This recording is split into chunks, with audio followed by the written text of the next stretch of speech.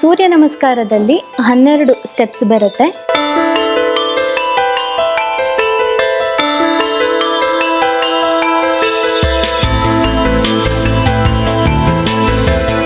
ಪ್ರತಿಯೊಂದು ಆಸನವನ್ನ ಮಾಡಬೇಕಾದ್ರೂ ಕೂಡ ಒಂದೊಂದು ಬೀಜ ಮಂತ್ರವನ್ನ ಹೇಳೋದು ಕೂಡ ರೂಢಿಯಲ್ಲಿದೆ.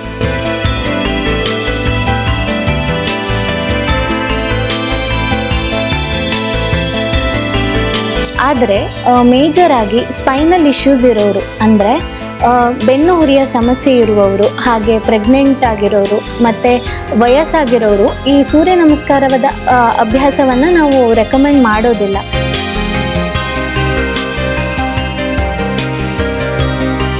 ಸೊ ಅಂಥವರಿಗೆ ಚೇರ್ ಸೂರ್ಯ ನಮಸ್ಕಾರವನ್ನು ನಾವು ಮಾಡಲಿಕ್ಕೆ ಹೇಳ್ತೇವೆ.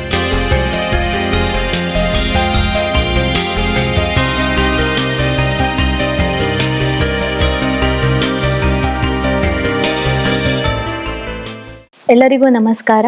ನಾನು ಡಾಕ್ಟರ್ ನಿತ್ಯಶ್ರೀ ಗಾಂವ್ಕರ್, ಪ್ರಕೃತಿ ಚಿಕಿತ್ಸೆ ಹಾಗೂ ಯೋಗ ವೈದ್ಯೆ, ವೇದ ವೆಲ್ನೆಸ್ ಸೆಂಟರ್, ನಿಸರ್ಗ ಮನೆ, ಸಿರ್ಸಿ. ಎಲ್ಲರೂ ಸೂರ್ಯ ನಮಸ್ಕಾರದ ಬಗ್ಗೆ ಕೇಳಿರ್ತೀರ, ಅದನ್ನು ಮಾಡೋದು ಹೇಗೆ ಅಂತಲೂ ಗೊತ್ತಿರುತ್ತೆ, ಅದರ ಉಪಯೋಗಗಳ ಬಗ್ಗೆ ಕೂಡ ಗೊತ್ತಿರುತ್ತೆ. ಆದರೆ ಇವತ್ತಿನ ವಿಡಿಯೋದಲ್ಲಿ ನಾವು ಅದರದ್ದೇ ವೇರಿಯೇಷನ್ ಆಗಿರುವಂತಹ ಚೇರ್ ಸೂರ್ಯ ನಮಸ್ಕಾರವನ್ನು ಮಾಡೋದು ಹೇಗೆ, ಹಾಗೆ ಅದರ ಉಪಯೋಗ ಏನು, ಯಾರ್ಯಾರು ಅದನ್ನು ಮಾಡಬಹುದು, ಈ ವಿಡಿಯೋದಲ್ಲಿ ನಾವು ಅದನ್ನು ನೋಡೋಣ.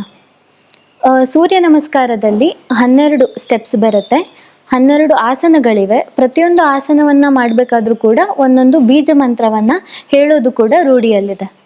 ಸೊ ಅದೇ ರೀತಿ ಚೇರ್ ಸೂರ್ಯ ನಮಸ್ಕಾರದಲ್ಲಿ ಕೂಡ 12 ಸ್ಟೆಪ್ಸ್ ಇದೆ. ಹಾಗೆ ಇದರಲ್ಲಿ ಆಲ್ಟರ್ನೇಟ್ ಫಾರ್ವರ್ಡ್ ಹಾಗೆ ಬ್ಯಾಕ್ವರ್ಡ್ ಬೆಂಡಿಂಗನ್ನು ನಾವು ನೋಡ್ತೇವೆ. ಅಂದರೆ ಸೂರ್ಯ ನಮಸ್ಕಾರದಲ್ಲಿ ಒಂದು ಆಸನವನ್ನು ಹಿಂದೆ ಬೆಂಡ್ ಆಗೋದಿರುತ್ತೆ, ಮತ್ತೊಂದು ನೆಕ್ಸ್ಟ್ ಆಸನ ಮುಂದೆ ಬೆಂಡ್ ಆಗೋದಿರುತ್ತೆ.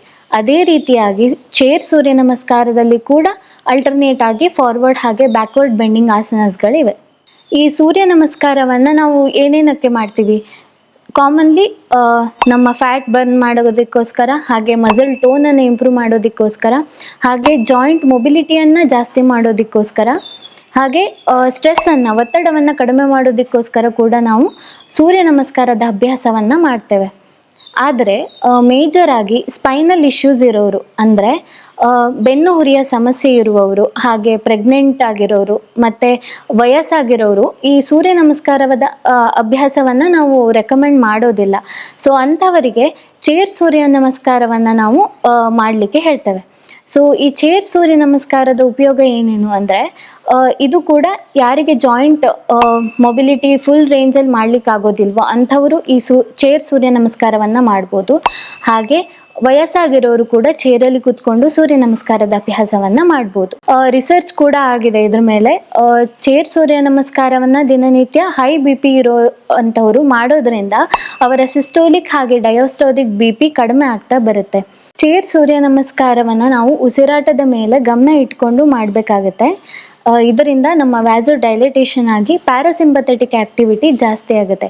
ಇದರಿಂದ ನಮ್ಮ ಹೈ BP ಏನಿರುತ್ತಲ್ಲ ಅದು ಸಿಸ್ಟೋಲಿಕ್ ಹಾಗೆ ಡಯಾಸ್ಟೋಲಿಕ್ 2 BP ಕೂಡ ಕಡಿಮೆ ಆಗ್ತಾ ಬರುತ್ತೆ. ಈಗ ಈ ಚೇರ್ ಸೂರ್ಯ ನಮಸ್ಕಾರವನ್ನು ಹೇಗೆ ಮಾಡೋದು ಅಂತ ನೋಡಿಕೊಂಡು ಬರೋಣ.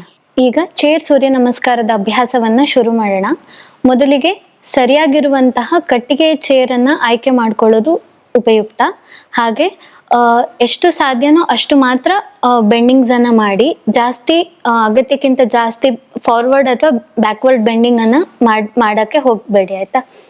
ಈಗ ಮೊದಲಿಗೆ ನಮಸ್ಕಾರ ಸ್ಥಿತಿ. ನಿಧಾನವಾಗಿ ಉಸಿರನ್ನು ತಗೊಳ್ಕೊಳ್ತಾ 2 ಕೈಗಳನ್ನು ಮೇಲಕ್ಕೆತ್ತಿ ಹಿಂದೆ ಬಾಗಿ ನಿಧಾನವಾಗಿ ಉಸಿರನ್ನು ಹೊರ ಹಾಕ್ತಾ ಮುಂದೆ ಬಾಗಬೇಕು. ನಿಮ್ಮ 2 ಹಸ್ತವನ್ನು ಪಾದದ ಪಕ್ಕ ಇಡಿ. ನಿಧಾನವಾಗಿ ಉಸಿರನ್ನು ತಗೊಳ್ಕೊಳ್ತಾ ಬಲಗಾಲನ್ನ ಮಂಡಿ ಹತ್ರ ಮಡಚಿ ಹಿಂದೆ ಬಾಗಿ ಉಸಿರನ್ನು ಹೊರ ಹಾಕ್ತಾ ನಿಮ್ಮ ಹಣೆಯನ್ನ ಮಂಡಿಗೆ ಮುಟ್ಸಿ ಉಸಿರನ್ನ ತೆಗೆದುಕೊಳ್ತಾ ನಿಧಾನವಾಗಿ 2 ಕೈಗಳನ್ನು ಹಿಂದೆ ಬಾಗಿಸಿ ಉಸಿರನ್ನು ಹೊರ ಹಾಕಿ ಮುಂದಕ್ಕೆ ಉಸಿರನ್ನ ತೆಗೆದುಕೊಳ್ತಾ ಎಡಗಾಲನ್ನ ಮಂಡಿ ಹತ್ರ ಮಡಚಿ ಹಿಂದೆ ಬಾಗಿ ಉಸಿರನ್ನ ಹೊರ ಹಾಕ್ತಾ ನಿಮ್ಮ ಹಣೆಯನ್ನ ಮಂಡಿಗೆ ಮುಟ್ಸಿ ಉಸಿರನ್ನ ತೆಗೆದುಕೊಳ್ತಾ 2 ಕೈಗಳನ್ನ ಮೇಲೆತ್ತಿ ಹಿಂದೆ ಬಾಗಿ ಉಸಿರನ್ನ ಹೊರ ಹಾಕ್ತಾ ಮುಂದಕ್ಕೆ, ಮತ್ತೆ ಉಸಿರನ್ನ ತೆಗೆದುಕೊಳ್ತಾ ಹಿಂದೆ ಬಾಗಿ. ಲಾಸ್ಟ್ ಸ್ಟೆಪ್ ನಮಸ್ಕಾರ ಸ್ಥಿತಿ. ಇದು ಚೇರ್ ಸೂರ್ಯ ನಮಸ್ಕಾರದ 1 ರೌಂಡ್ ಕಂಪ್ಲೀಟ್ ಆಯಿತು. ಇದೇ ರೀತಿ ನಾವು ಎಡಗಡೆಗೆ ಮಾಡೋಣ. ನಮಸ್ಕಾರ ಸ್ಥಿತಿ. ನಿಧಾನವಾಗಿ ಉಸಿರನ್ನು ತೆಗೆದುಕೊಳ್ತಾ 2 ಕೈಗಳನ್ನು ಮೇಲಕ್ಕೆತ್ತಿ ಹಿಂದೆ ಬಾಗಿ ಉಸಿರನ್ನ ಹೊರ ಹಾಕ್ತಾ ಮುಂದಕ್ಕೆ. ನಿಮ್ಮ ಹಸ್ತವನ್ನ ಪಾದದ ಪಕ್ಕ ಇಡಿ. ಉಸಿರನ್ನ ತಗೊಳ್ತಾ ಎಡಗಾಲನ್ನ ಮಡಚಿ ಹಿಂದಕ್ಕೆ ಬಾಗಿ ಉಸಿರನ್ನ ಹೊರ ಹಾಕ್ತಾ ನಿಮ್ಮ ಹಣೆಯನ್ನ ಮಂಡಿಗೆ ಮುಟ್ಟಿಸಿ ಉಸಿರನ್ನ ತೆಗೆದುಕೊಳ್ತಾ 2 ಕೈಗಳನ್ನು ಮೇಲಕ್ಕೆತ್ತಿ ಹಿಂದೆ ಬಾಗಿ ಉಸಿರನ್ನ ಹೊರ ಹಾಕ್ತಾ ಮುಂದಕ್ಕೆ. ಉಸಿರನ್ನ ತೆಗೆದುಕೊಳ್ತಾ ಬಲಗಾಲನ್ನ ಮಂಡಿ ಹತ್ರ ಮಡಚಿ ಹಿಂದೆ ಬಾಗಿ ಉಸಿರನ್ನ ಹೊರ ಹಾಕ್ತಾ ಹಣೆಯನ್ನ ಮಂಡಿಗೆ ಮುಟ್ಟಿಸಿ ಉಸಿರನ್ನ ತೆಗೆದುಕೊಳ್ತಾ 2 ಕೈಗಳನ್ನು ಮೇಲಕ್ಕೆತ್ತಿ ಉಸಿರನ್ನ ಹೊರ ಹಾಕ್ತಾ ಮುಂದಕ್ಕೆ.